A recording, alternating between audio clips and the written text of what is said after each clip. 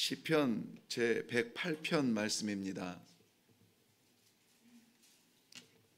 시편 제 108편 1절에서 5절 말씀입니다. 우리 한 절씩 교독하고 5절은 같이 읽도록 하겠습니다.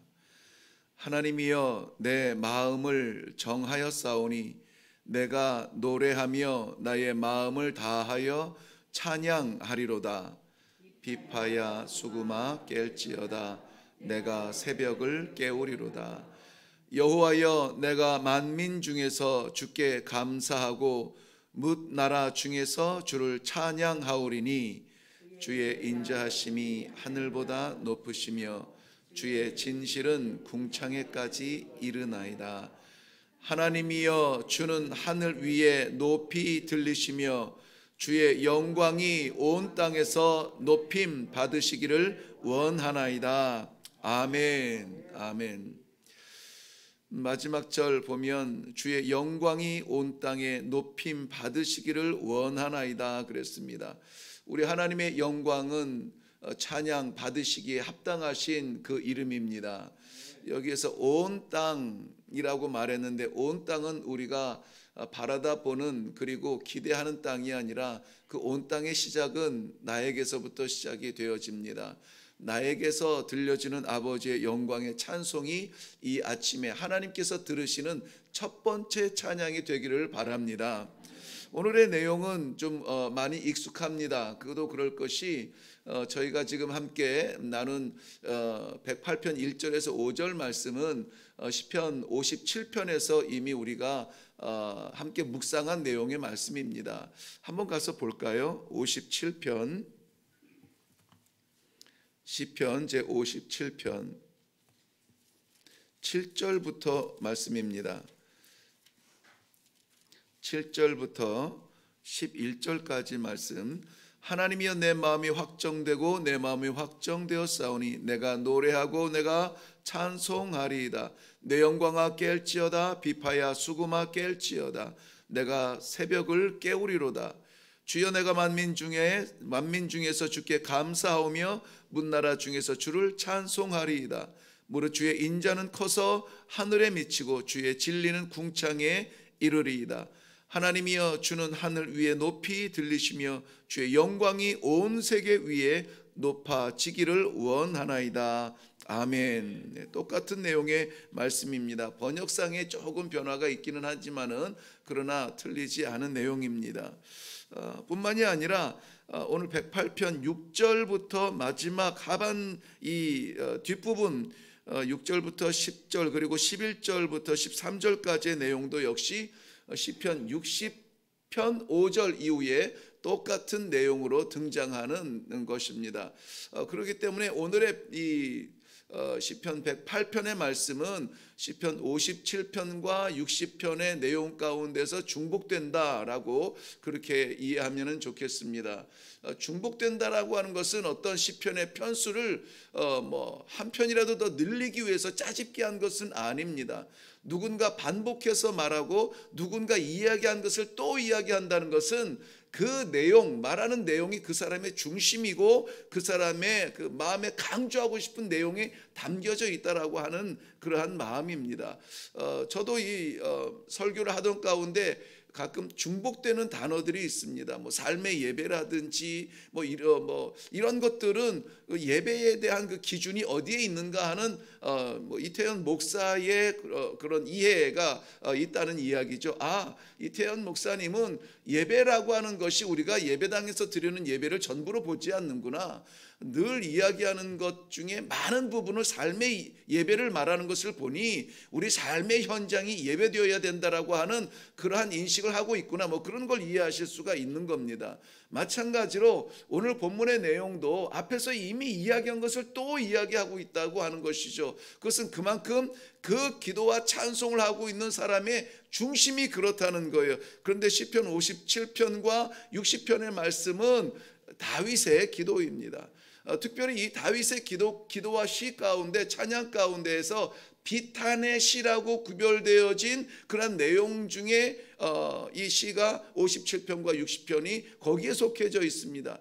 특별히 시편 57편 같은 경우에는 사울을 피하여서 굴에 숨어서 지나던 때에 라는 제목이 붙어있는 시입니다. 그리고 이 60편 같은 경우에도 아람 나라와의 전쟁 가운데 기록되어진 내용입니다. 그러니까 주의 영광이 하늘에 높이 올리시며 내가 주의 영광을 찬양하기로 작정했습니다 라고 말할 수 있는 상황은 딱히 안 되는 그런 거예요. 안 되는 상황입니다. 지독하게 끝까지 그렇게 꼬리에 꼬리를 물고 쫓아오는 그러한 사울, 그 사울이 원래부터 원수가 아니었거든요. 충성을 다했던 주군인데 그 주군의 마음에 악한 심령이 들어가서 오히려 자기를 죽이려고 지금 쫓아다니는데 하다못해 그 들도 아니고 광야도 아니고 굴 속에 숨어 사는 그러한 심정 중에서 오늘 1절과 5절의 내용이 기록되어졌다면 이것은 우리가 좀 깊이 생각해야 될 그 어떤 내용이 있지 않을까요? 하반절에서도 마찬가지입니다. 전쟁 가운데서 어떻게 하늘에 가득한 하나님의 영광을 바라볼 수가 있습니까? 적군이 얼마나 되는지 우리의 준비는 어떻게 되는지 정신이 없을 때예요. 그때에 다윗은 하늘을 바라보며 궁창에 가득한 아버지의 영광을 내가 노래합니다 라고 바라볼 수 있는, 그래서 다윗의 신앙이 아름다운 겁니다. 좋을 때 노래하고 기쁠 때 찬송하고 다 할 수 있는 겁니다. 흉내는 다 낼 수가 있어요. 근데 진짜 신앙은 그럴 수 없는 상황에서 하나님을 찬양하는 것, 도저히 그럴 수 없는 상황에서 내가 주님을 바라봅니다 신앙을 고백하는 것, 그게 진짜 아름다운 신앙이거든요. 오늘 다윗이 그러한 안 될 상황에서도 하나님을 향하여서 찬양하겠다고 결단하는 두 가지 그 신앙의 모습이 있습니다. 하나는 뭐냐면은 내가 찬양하기로 결정했습니다. 1절 말씀에 보면은 하나님이여 내 마음을 정하였사오니 내가 노래하고 주를 찬양하겠나이다. 내가 마음을 정했다는 겁니다. 못 박았다는 겁니다. 변하지 않겠다고 새겼다는 겁니다. 오늘 말씀의 제목을 정한 마음이라고 했습니다. 이 정한 마음, 깨끗하다는 마음이 아니라 깨끗한 그러한 그 순결한 마음이 아니라 결단의 마음이라는 것입니다. 이 아침에 이 말씀의 도전 앞에서 우리가 기도할 때에 우리의 마음들이 이 아침엔 분명하게 한 가지 정해지시기를 주님의 이름으로 축원합니다. 뿐만이 아니라 두 번째, 이 다윗의 아름다운 신앙은 주의 인자하심으로 나를 분명하게 구원하실 것을 확실히 믿는 믿음이 있었어요. 나를 구원하시는 하나님이 어떤 하나님이냐면은 인자의 하나님이라는 거 하시는 겁니다. 인자라는 말은 다른 표현으로도 많이 기록이 됩니다만은 구약 성경에서 가장 많이 기록된 단어가 이 사랑이라고 하는 단어라고 하는데요. 이 사랑이라는 말이 헤세드라는 이 원래 히브리 언어로 해서 인자라는 말로도 표현이 되어집니다. 그 헤세드가 신약의 성경에 넘어와서 이 그릭어로 이것이 번역이 되어질 때에는 하나님의 사랑, 아가페로 번역이 되어집니다. 그렇기 때문에 이것은 하나님께서 무한히 이미 작정하시고 변함없는 사랑을 하시는 그 사랑을 말하고 있습니다. 그러니 다윗의 이 신앙은 다윗의 마음에 새겨진 신앙이 아니라 하나님이 심어준 사랑이에요. 우리에게는 이러한 사랑을 할 수가 없습니다. 우리가 얼마나 변덕스러운데요. 우리가 얼마나 얍삽한데요. 그래서 조금만 좋으면 헤헤거리고 조금만 불편하면은 그럴 수 있냐고 얼굴을 붉히는 게 우리 인간들입니다. 그렇기 때문에 우리의 사랑은 이렇게 이 아가페라든지 헤세드와 같은 완벽한 신적 사랑을 할 수가 없어요. 흉내낼 수가 없습니다. 그런데 하나님이 먼저 우리에게 그 사랑을 해주셨어요. 헤세드의 은혜, 인자와 사랑은 하나님이 우리에게 먼저 해주신 사랑이에요. 부족한 것이 아니라, 결핍된 사랑이 아니라, 변화되는 사랑이 아니라 완전한 사랑을 해주셨어요. 우리는 그 사랑 하나만 가지고도 살 수가 있습니다. 그 사랑 하나로 우리가 구원받을 수가 있다는 것입니다. 다윗은 그걸 알기 때문에 고백하는 거예요. 전쟁 중에도 고백합니다. 쫓기는 중에서도 고백합니다. 내 형편이 지금 이렇지만 하나님 사랑 그거 하나면 나는 삽니다. 나는 구원받습니다. 내가 어떠한 이 결핍 중에 있을지라도 하나님 사랑, 그 사랑이면은 나는 완전합니다 라고 말할 수 있는 믿음이 오늘 다윗이 고백하는 그 믿음이에요. 근데 그 헤세드, 그 사랑을 하나님께서 이 아침에 우리를 위하여서 예비해 놓으신 줄로 믿습니다. 그리고 하나님께서는 우리에게 그 사랑을 거저 주실 뿐만이 아니라 그 사랑 받은 것을 하나님께서는 기대하고 계세요. 우리에게 입술 벌려서 주님 사랑해요, 주님 사랑해요, 내 모든 것 다 바쳐 주님 사랑해요, 이것이 우리의 고백 가운데서 멈추지 아니하고 삶 가운데 현실로 나타나는 증거가 되시기를 주님의 이름으로 축원합니다. 하나님을 향한 그 사랑은 우리의 이웃을 향한 사랑에게로 확장이 되어져야 합니다. 오늘 이러한 사랑의 흔적이 남기를 바랍니다. 지난 주일에 저는 성도님들과 함께 말씀을 나눌 때에 이 사랑의 흔적에 대해서 좀 묵상을 했습니다. 우리가 믿는다는 게 뭡니까? 하나님의 사랑을 받았다는 증거가 어디에 있습니까?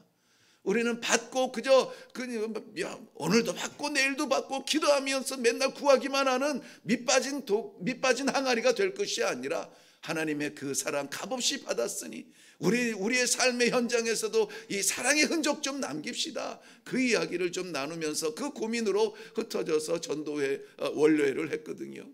결과들도 있습니다만은, 사랑하는 성도 여러분, 오늘 하나님께서 허락하여 주신 이 사랑, 다윗만 받은 것이 아니라 우리에게도 허락하신 무한하고 완전한 그 사랑, 우리에게도 기회를 주셨다고 생각을 하시고 일일 일생 오늘 하루 살아가는 이 동안에 마음껏 그 사랑을 베풀기를 주님의 이름으로 축원합니다.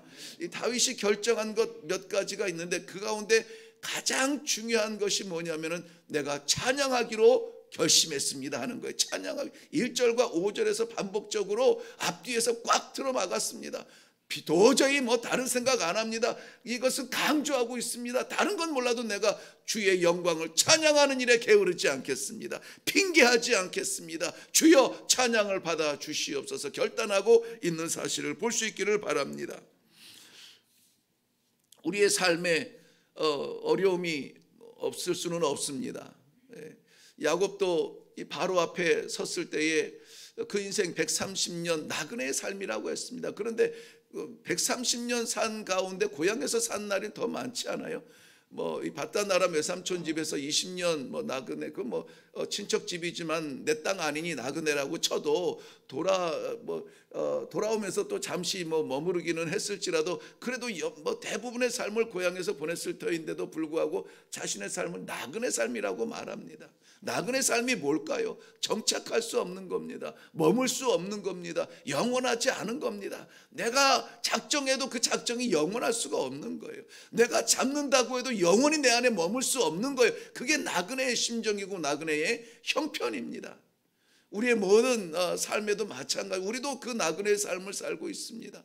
우리에게 영원한 것은 있을 수가 없어요. 다 변합니다. 우리가 행복을 꿈꿉니까? 그 행복도 변합니다. 우리가 소망을 바라보면서 열심히 땀을 흘립니까? 그만한 가치가 안 될 수가 있어요. 어르신들은 가까이 말하면은 6.25 전쟁을 겪으신 그 이후에 모든 세대를 살아오신 분들, 그때는 그냥 하루 세끼 밥만 먹으면 좋겠다. 우리 아이들 밥 좀 한번 실컷 먹이면 좋겠다. 그 시대에는 그게 최고의 가치였지만은 지금은 그게 최고의 가치가 아니에요. 다 변합니다. 옷도 마찬가지고 우리 모든 소망들이 다 마찬가지예요. 그래서 우리는 나그네 삶을 산다고 말합니다. 늘 찬양할 수 있는 시간만 있는 것은 아니에요. 어려울 때도 있고 고난당할 때도 있고 고통당할 때도 있고 슬플 때도 있고 아플 때도 있습니다. 그럴 때에도 변하지 아니하는 찬양의 마음이 오늘 시작되기를 바랍니다. 뛰고 싸우고 땀 흘리면서 그렇게 달려가지만은 내 것이 되지 않는 그 순간에도 하나님만큼은 놓치지 않는 그러한 신앙이 되기를 바랍니다. 그 다음에 다윗이 결정한 것 중에 하나가 내가 새벽을 깨우리로다 그랬습니다. 새벽을 깨우리로다. 비파야 수구마 깰지어다. 내가 새벽을 깨우리로다 라고 말합니다. 이 새벽은 하루의 시작입니다. 생명의 시작이에요. 하나님과의 시간을 그 첫 시간으로 보내기를 원하는 그러한 이 다윗의 마음을 우리가 볼 수 있기를 바랍니다. 잠에서 깨는 것이 아니라 내 영혼이 가장 먼저 하나님을 보기를 원합니다. 이러한 것은 새벽을 깨우는 것이 아니라 우리 영혼을 깨우겠다는 하나님을 집중하여 살겠다라고 하는 결단의 모습을 보여주고 있습니다. 어르신들이 호랑이에게 물려가도 정신만 바짝 차리면 산다고 했습니다. 혼란스럽습니다. 험난합니다.